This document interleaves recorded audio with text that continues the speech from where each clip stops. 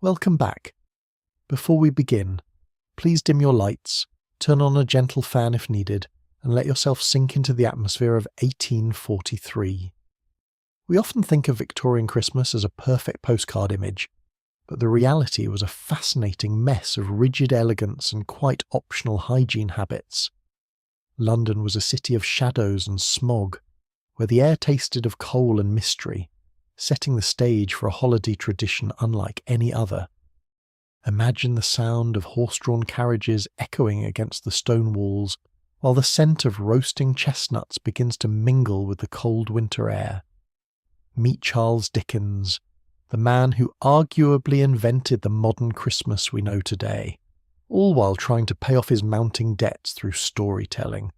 His words would transform the holiday from a dying pagan festival into a celebration of heart, home, and the redemptive power of the human spirit. Within the walls of these grand homes, a new kind of magic was brewing, blending ancient traditions with the industrial might of the British Empire. The winter was harsh, and the nights were long, making the warmth of the hearth more than just a luxury. It was a sanctuary for families. As we journey through this evening, let the sounds of the past wash over you, transporting you back to a time of wonder and transformation. Every object in this room tells a story of a culture obsessed with tradition, etiquette, and the secret thrill of the supernatural during the holidays. The soot-stained bricks of the city are hidden under a white blanket, offering a brief moment of purity in the heart of industrial Victorian London. For a child in 1843, Christmas was a season of anticipation, where the promise of a single orange was a gift of immense joy. Words were the bridges between hearts, and during the 12 days of Christmas, these letters carried the warmth of distant relatives to the doorstep. History is not just a collection of dates, but a series of moments, smells, and feelings that connect us to those who walked before us. Nature's own decorations were often the most beautiful, painting every window with the cold artistry of Jack Frost during the height of the season. Time moved differently then, measured by the tolling of bells and the burning of candles rather than the ticking of a digital clock screen.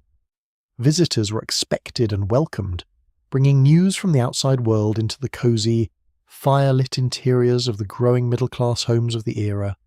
A small toast to the past is in order, as we prepare to dive deeper into the eccentricities of a Victorian Yuletide celebration tonight. The Victorians lived with their ghosts, both literal and metaphorical, and Christmas was the time when these spirits were invited to join the feast. As we lock the door to the modern world, we find ourselves standing on the threshold of a time where tradition was king and change. The green of the holly and the red of the berries were symbols of life continuing through the dead of winter, a promise of spring. Music was the heartbeat of the Victorian home, whether it came from a grand piano or a humble, mechanical box singing a simple lullaby. The play of light and shadow created a world of mystery, where every corner of the house could hold a secret or a hidden memory. Exotic fruits were rare treasures, symbols of the vast reach of the British Empire, brought home to brighten the dark winter days of December. The silence of a snowy night in London was profound, broken only by the occasional distant shout or the soft crunch of boots on ice. To be inside was to be safe, to be warm, and to be part of a family unit that was the cornerstone of Victorian social life. As we count down the minutes to our exploration, let the steady rhythm of the past ground you in this moment of quiet historical reflection. Looking into the past is like looking into a darkened mirror. We see ourselves, but through a filter of time and different social values. Simple pleasures define the season, reminding us that joy often lies in the most basic of rituals shared with those we love the most. So let us settle in, take a deep breath, and prepare to witness how a queen and her prince change Christmas for an entire nation.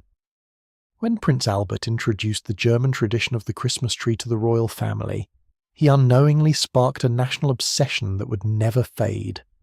The sight of a tree indoors was revolutionary, but it also brought a new level of danger as families balanced burning candles on dry, flammable branches. This iconic image, published in the London News, served as the ultimate influencer post of the 19th century, prompting everyone to follow the royal lead. Decorations were often handmade, using whatever was at hand, from gilded walnuts and dried berries to intricate paper lace and small, hand-painted wooden figures. The demand for trees created a new industry overnight, with markets transforming into fragrant forests where the middle class vied for the most perfect specimen. Every ornament held a meaning, often representing the handiwork of the children or the bountiful harvests of the summer months that had recently passed. The tree became the centerpiece of the home, a symbol of stability and domestic bliss in a rapidly changing and industrializing world outside the doors. It wasn't just a decoration, it was an event, a focus for family unity that emphasized the importance of the domestic sphere during the holidays.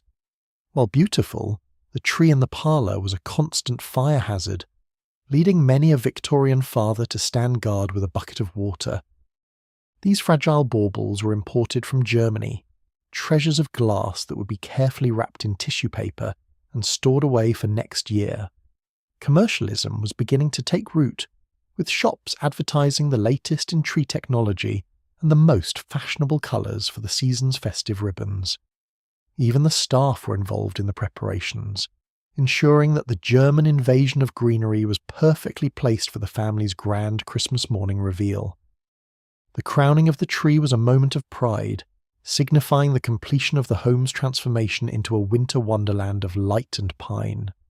For children, the tree was a source of pure magic, a luminous giant that appeared once a year to bring light into the dark winter.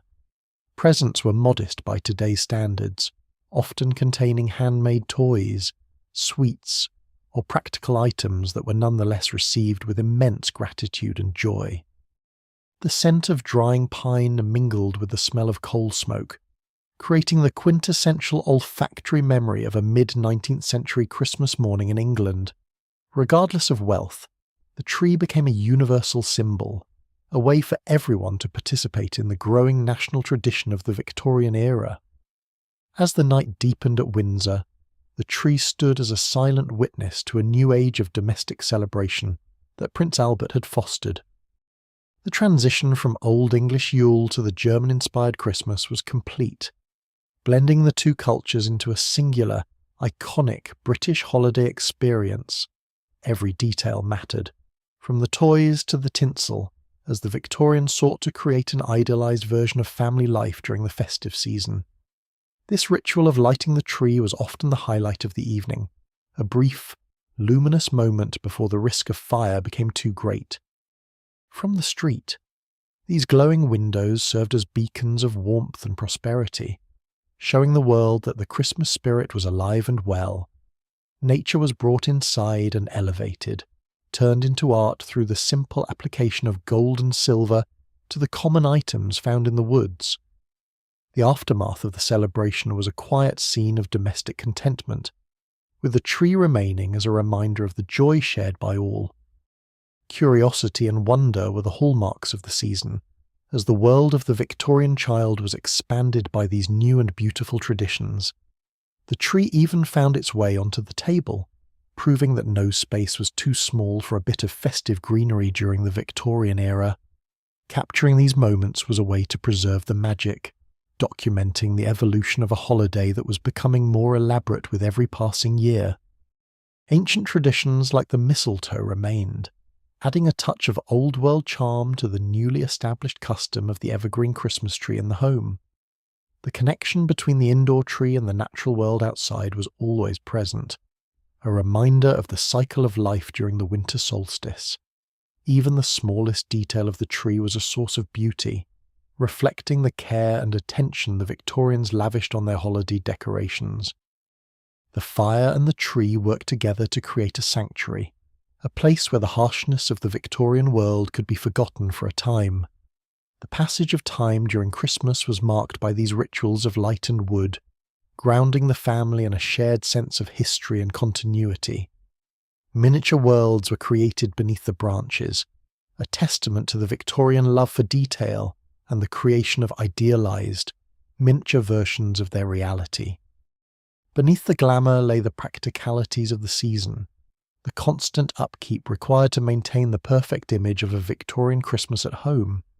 The tree was a bridge between generations, a shared project that reinforced the hierarchy and the bonds of the Victorian family unit through festive cooperation. Every ribbon and bow was a statement of style and a celebration of the craftsmanship that defined the aesthetic of the 19th century holiday season. And so, the Christmas tree became the enduring legacy of Albert and Victoria, a beacon of light that continues to shine in our homes today. But while the tree was the centre of the home, the spirit of the season was about to be sent across the country by mail. In 1843, the same year Dickens published his famous carol, Sir Henry Cole commissioned the very first commercial Christmas card, changing correspondence forever. However, the Victorians had a taste for the macabre. Cards often featured dead birds, which were meant to evoke sympathy and charity during the cold months. The sense of humour was often surreal, with frogs riding bicycles or mice playing musical instruments, reflecting a whimsical and sometimes confusing side of the era. Sending cards became a social necessity, a way to maintain connections across distances without the need for a lengthy, formal letter to be written. The introduction of the penny post made it affordable for almost everyone, turning the exchange of cards into a truly national and democratic holiday tradition. The postal service was the Victorian internet, buzzing with activity as millions of cards traversed the country, carrying wishes and sometimes very strange art.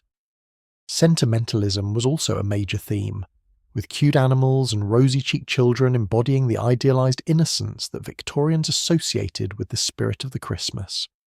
Displaying cards was a matter of pride, a visual representation of one's social network and the affection held for them by friends and distant relatives.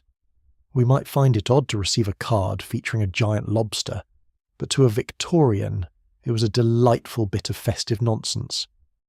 As printing technology improved, the cards became more vibrant and intricate, evolving into the colourful industry that still thrives during every holiday season today. The joy of receiving a card was a tangible thrill, a small piece of art delivered to your door that could be cherished for many years. Each card was a bridge over the foggy streets of the city, connecting isolated households in a shared celebration of the season's unique and varied joys. Textures and embellishments were popular, with lace borders and sparkling dust making each card feel like a precious, handcrafted gift rather than just a message. For some, the sheer volume of correspondence was overwhelming, a testament to the success of Henry Cole's idea and the efficiency of the British postal system. Despite the surreal humour, religious themes remained strong, reminding the sender and receiver of the spiritual origins of the holiday amidst the growing commercial festivities. Attention to detail was paramount, reflecting the broader Victorian obsession with ornamentation and the beauty of small, well-crafted objects meant for the domestic home. The cards were conversation starters, bringing a touch of lightness and humour to the often rigid and formal social world of 19th century England's middle class. The language of flowers was often used on cards, conveying secret messages of love and friendship that the Victorians were so famously fond of using. Today, these cards are time capsules, offering us a glimpse into the hearts and the sometimes very strange minds of people living over a century ago. The robin became a symbol of the postman, whose red jackets earned them the nickname Robins as they delivered the news of the season every year. The act of sending a card was a ritual of belonging, a way to say, "I remember you," in a world that was becoming increasingly fast and industrial. Behind every card was a moment of reflection, a person taking the time to sit and think of another, despite the chaotic pace of their lives. The warmth of the message was amplified by the warmth of the hearth, creating a sense of cosy connection that defined the Victorian ideal of Christmas. The cards helped standardise the festive greetings we use today, cementing a Merry Christmas as the go-to phrase for the season across the entire nation. There is a tactile history in these objects, a physical connection to the hands that made them and the hands that held them so many years ago. The diversity of the cards mirrored the diversity of Victorian society. but the tradition itself was something that brought all classes together in a common act. Some cards were works of art, capturing the silent beauty of the winter season and the solitude that often accompanied the long, dark nights of December. Personalisation was key, as the Victorian era valued the handmade and the heartfelt above all else in their personal communications with those they held dear. The entertainment of the era, from circuses to pantomimes, frequently appeared on cards, blending the festive season with the broader cultural interests of the Victorian public. The arrival of the post was the high point of the day, a moment when the outside world finally made its way into the domestic sanctuary.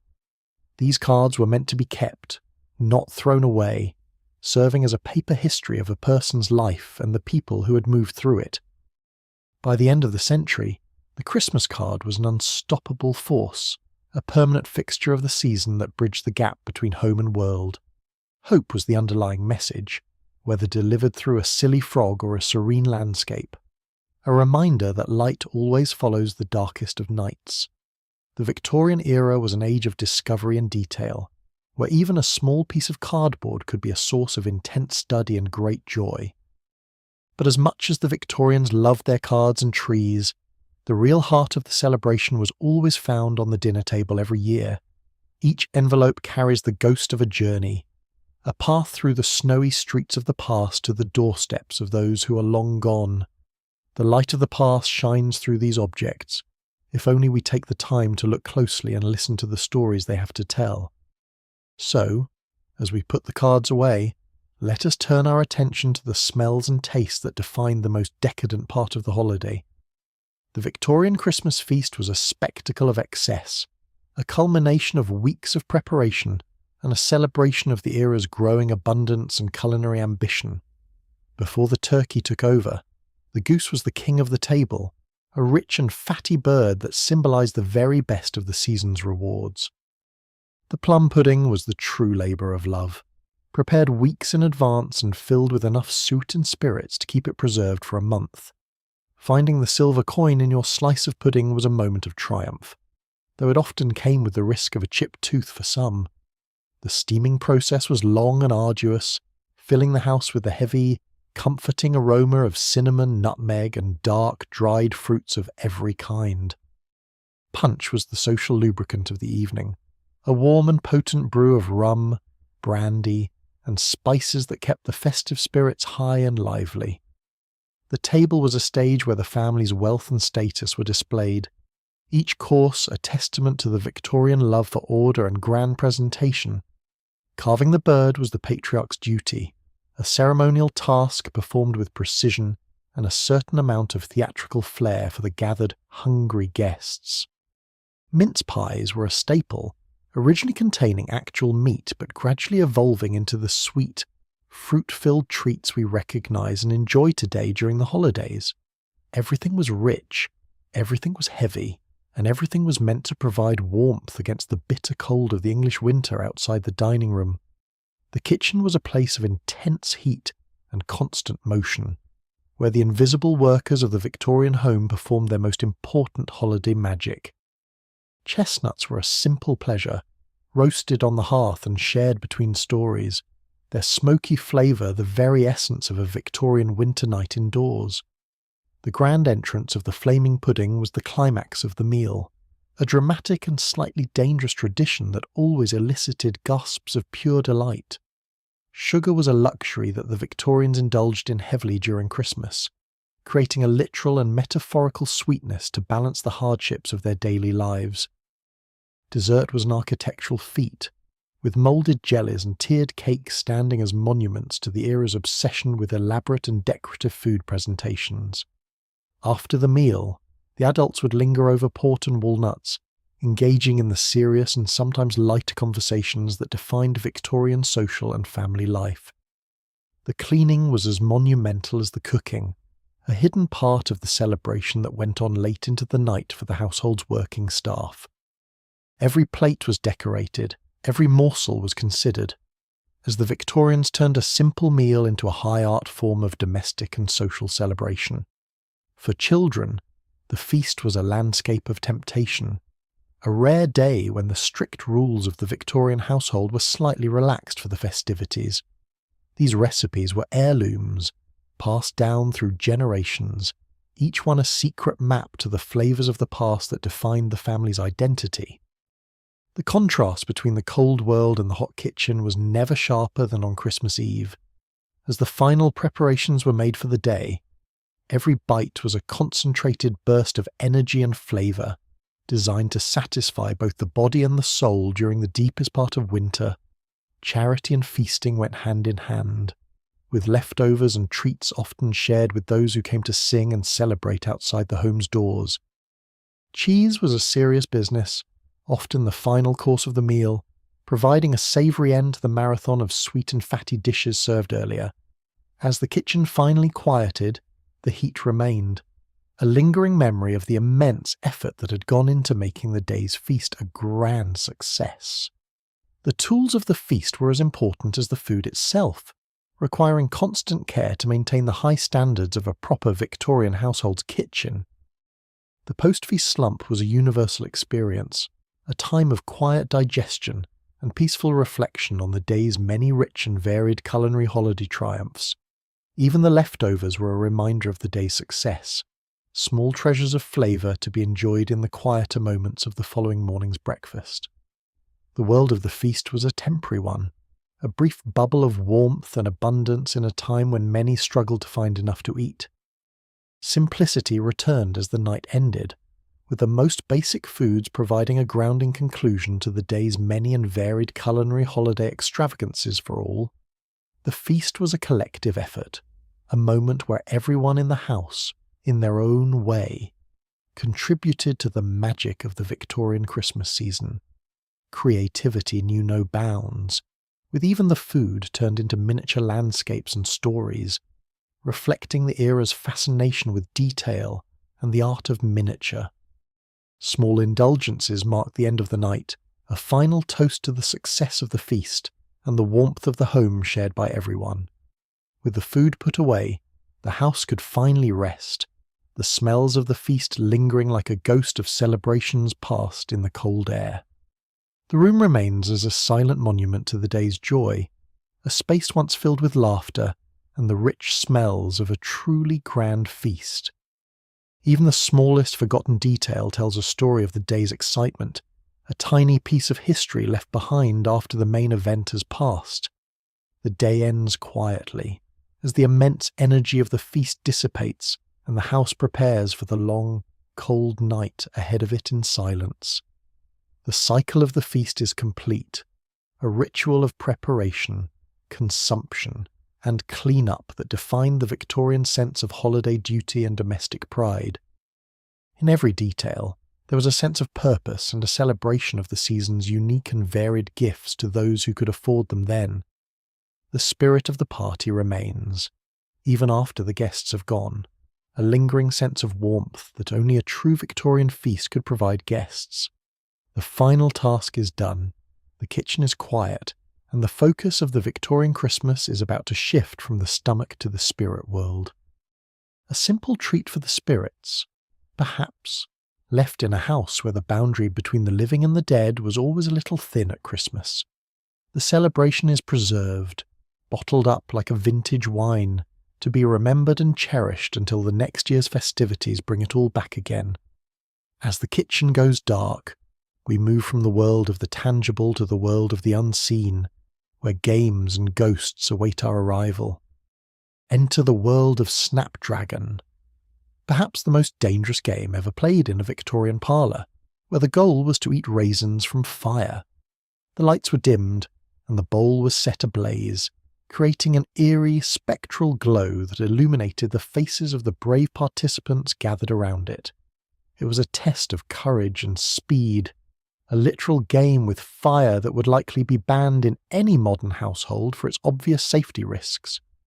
The atmosphere was electric, a mix of fear and excitement that perfectly captured the Victorian fascination with both danger and the supernatural during the holiday. Even the children were encouraged to watch, learning early on that Christmas was a time when the ordinary rules of reality could be briefly and dangerously ignored. As the fire in the bowl died down, the shadows in the room seemed to lengthen, setting the stage for the evening's next traditional holiday activity. Christmas was the season of ghosts, a time when the veil between worlds was thought to be at its thinnest, inviting stories of the departed home. Before television or radio, the art of the ghost story was the primary form of entertainment, binding the family together in a shared experience of chills. Every crackle of the wood and every moan of the wind outside was used as a sound effect by the storyteller to heighten the tension in the room. The Victorian obsession with death and the afterlife made these stories a natural fit for the longest and darkest nights of the year during the winter. Fear was a communal experience, a way to process the grief and the mysteries of life through the safety of a shared narrative by the fire. The stories were often moralistic, but their primary goal was to entertain and to evoke a sense of wonder in the face of the unknown world. Visualizing these phantoms was part of the fun, with the imagination of the listener filling in the terrifying details that the storyteller left out for effect. Even the simple act of going to bed after a ghost story became an adventure, with every dark corner of the house potentially hiding a spirit. But it wasn't all terror. Physical games like Blind Man's Buff provided a more active and chaotic way for the family to interact and have fun. Laughter was the best antidote to the winter chill, a vibrant energy that filled the house and pushed back the shadows for a few hours. The games were tactile and social, requiring people to touch and move in ways that the strict Victorian social codes usually prohibited during the day. Performance was a key part of the evening, with everyone from children to grandparents taking their turn to act out a word or a famous phrase. Secrets and surprises were the currency of the night, fostering a sense of intimacy and connection that was the true goal of these parlour games.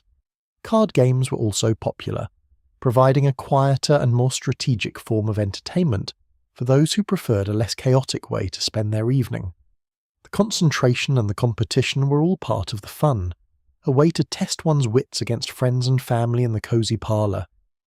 Between games, snacks were shared, simple things that required effort to eat, keeping the hands busy and the conversation flowing throughout the long holiday evening. Singing brought the room together in a different way, a harmony of voices that filled the house with the traditional melodies of the English Yuletide season. The piano was the heart of the home's entertainment, a symbol of culture and a source of endless joy for the family gathered around it tonight. The power of a shared song was immense, creating a sense of unity that transcended the differences between the generations gathered in the parlour that night. From the outside, the house seemed to hum with life, a vibrant bubble of warmth and sound in the middle of the silent and snowy night. As the night wore on, the energy of the games began to fade, replaced by a more quiet and reflective mood among the family members present. Tradition was maintained in the smallest of actions, a continuity of life and work that connected the past to the present in a single room. The ultimate goal of the Victorian Christmas was this: a sense of belonging, safety, and love within the family unit during the cold winter months. The world outside remained harsh and indifferent, but inside, the Victorian family had created a world of their own, filled with light and holiday stories. The celebration was winding down, the stories told, and the games played, leaving behind a sense of quiet satisfaction and shared holiday history for all. The day was over, but the memories remained, tucked away in the hearts and the minds of those who had participated in the day's magic. The physical space of the parlour would carry the echoes of the laughter and the songs long after the family had gone to their beds. The house was a sanctuary of memory, each room filled with the history of many such Christmases, built up layer by layer over many years. Silence finally claimed the house, but it was a warm and comfortable silence, filled with the presence of the family and the holiday spirit today. Tomorrow would bring the new year, but tonight, the Victorian family rested in the timeless embrace of the Christmas tradition they had helped to create then. Even the objects in the house seemed to participate in the holiday, part of a world where everything had a meaning and a place in history.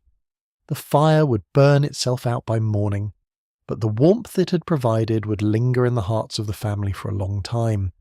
Nature's art was a silent accompaniment to the day's festivities, a cold and beautiful reminder of the world beyond the warm walls of the family home.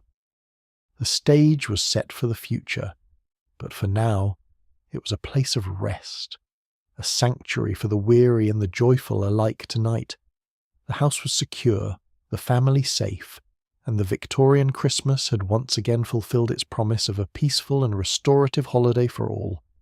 Time continued its march, but the traditions of the era provided a sense of timelessness that grounded the Victorians in their rapidly changing and industrial world. Even the smallest debris of the holiday was a treasure, a physical link to the magic that had filled the house only a few hours before. Follow the light of the past as it leads us toward the conclusion of our journey through the Victorian Christmas and its enduring and beautiful legacy. They are gone now, but their traditions live on through us, a testament to the power of a shared culture and a shared holiday spirit for generations. And so, the night of the Victorian Christmas concludes as we prepare to look back on its lasting impact on our own modern holiday world today. The Victorians didn't just celebrate Christmas, they defined it for the centuries to come, creating a template for festive joy that we still follow today. We owe them our sense of holiday romance, the idea that a cold winter night can be transformed into a season of warmth, charity, and family. Dickens' story remains the ultimate holiday narrative, reminding us that no matter the era, the true spirit of Christmas lies in compassion and the human heart. The past is never truly dead. It is built into the very stones of our cities and the persistent habits of our annual holiday and winter celebrations. From the crackers we pull to the trees we trim, the Victorian legacy is all around us, a silent and comforting presence during every single holiday season. They taught us how to find beauty in the darkness, how to create a sanctuary of light in the middle of the long, cold winter night air. Our technology has changed, but our desires for connection, celebration, and a touch of holiday magic remain exactly the same as they were then. The journey home is still the most important part of the season, a tradition born in the age of steam that remains vital in our world. Every year, we invite the past into our homes, bridging the gap between centuries with the simple and enduring symbols of the natural winter holiday season. The commercial side of Christmas also has its roots in the 19th century, as the middle class first began to buy their way into holiday joy. Communication may be faster now, but the need to reach out and say, "I'm thinking of you," remains the core of the holiday experience for everyone. As we look at the world they built, we see a reflection of our own hopes and our own struggles to find meaning in a busy world. Some traditions are so fundamental that they never need to change, providing a physical link to the simpler holiday pleasures of the Victorian era's children. The love for stories and the quiet of the home is a Victorian gift that we continue to unwrap every single year when the snow starts falling. Even our tastes have a memory, as we continue to enjoy the rich and spicy flavours that the Victorians considered the absolute pinnacle of holiday feasting. They are part of the soil now, but their spirit is in every carol we sing and every tree we light up in our own modern parlours. Music remains the bridge, a language of the heart that hasn't changed since the first Victorians gathered around a piano to sing their favourite holiday carols. Wonder is universal, a human response to the magic of the season that the Victorians were masterfully skilled at cultivating and preserving for their own children. The aesthetic of the era continues to haunt our holiday decorations, a phantom of elegance and complexity that we still find deeply and strangely beautiful. We have scaled up their traditions, but the underlying desire for light in the darkness remains the same, a constant in the human holiday experience always. History is a cycle, a series of repetitions that connect us to those who lived before, especially during the times of tradition and great national celebration. The heavens haven't changed, and neither has our need to find a sense of place and purpose in the vast and silent winter landscape each year. As we finish our journey, take a moment to appreciate the quiet legacy of the era, the foundation upon which our own holiday joy is built. The Victorian Christmas was a moment in time, but its echoes are infinite, vibrating through every December that has followed it since 1843's winter. So, let the lessons of the past comfort you. Let the warmth of the history we've shared tonight bring you a sense of total and complete peace. The morning will come, but the spirit of the Victorian Christmas will remain, tucked safely away in our hearts like a precious and well-kept secret. Our story is finished, but the tradition continues. May your own holiday be filled with the same wonder and warmth that defined the Victorian Age's season. Now, close your eyes. May you have a peaceful and restorative night's sleep. Merry Christmas to you. No matter which area you find yourself in tonight, sleep well and dream of a world of light, shadow, and the enduring magic of the past that still shapes our beautiful and festive present today.